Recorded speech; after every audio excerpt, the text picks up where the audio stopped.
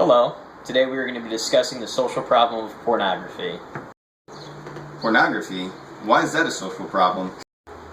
Well, Clayton, according to pornfree.org, and don't get that confused with freeporn.org, there are many side effects. You'll see that social anxiety, performance anxiety, ADHD, OCD, and depression are all side effects, but most importantly, ED.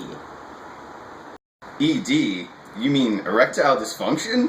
You got it, erectile dysfunction. And what you'll notice is that all of these side effects actually make it harder to get a woman in real life. If your anxiety levels are low enough to even approach the woman and get her into the bedroom, who knows if your member is even going to work? That sounds like a real issue. Is this only happening in America? Absolutely not. Anywhere that there's the internet, there's a problem with porn. See, now, I emphasize the internet because porn on the internet is different than reading it in a magazine. The magazine eventually ends, but the internet never ends. You can watch porn for hours on straight. Wow, it says here that pornography has been around since the prehistoric times? That's very true. Cavemen used to paint pictures of naked people on the walls, but the porn that we know today started in the Victorian era. Victorian era? Well, that's in the mid-1800s, right? You're a fast learner there. Yes, it was the mid-1800s, and actually, there was a man named Edward Manet that painted a picture of a naked prostitute. It was very controversial at the time. Does social norms fit as a sociological concept for this issue?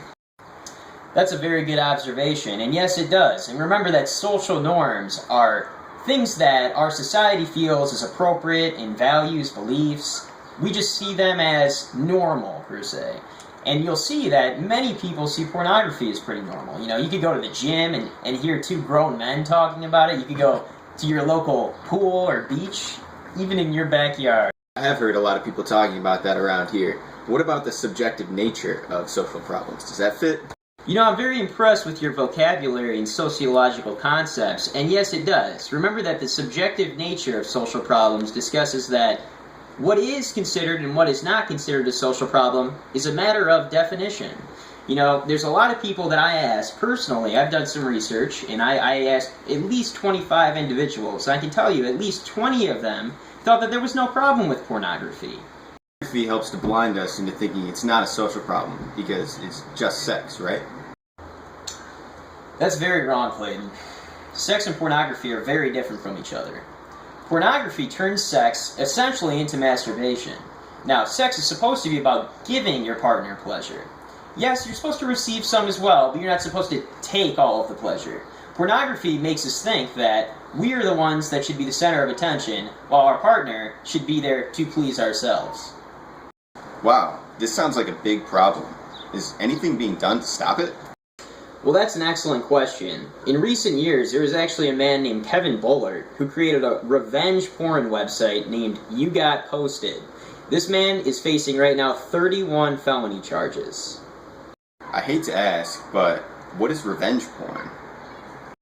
Well, revenge porn is very distasteful. It's when an ex-boyfriend or girlfriend sends in naked pictures of their ex to this man, and he posts them on the internet for everybody to see. What was really the problem here, other than the embarrassment that all these people had to suffer, is he was charging them hundreds of dollars to get these pictures removed.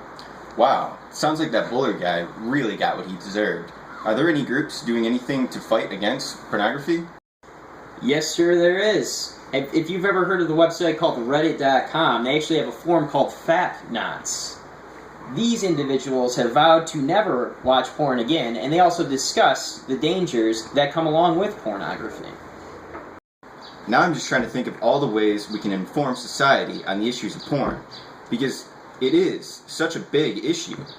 Now I like the way you're thinking, because I think that way too. And what I was thinking is that maybe we could implicate this pornography issue and all the side effects into a middle school health class, you know, like sex ed. Wow. So, does this really mean it's not a good idea to masturbate? It's okay to bust out the lotion sometimes, but keep that pornography out of it.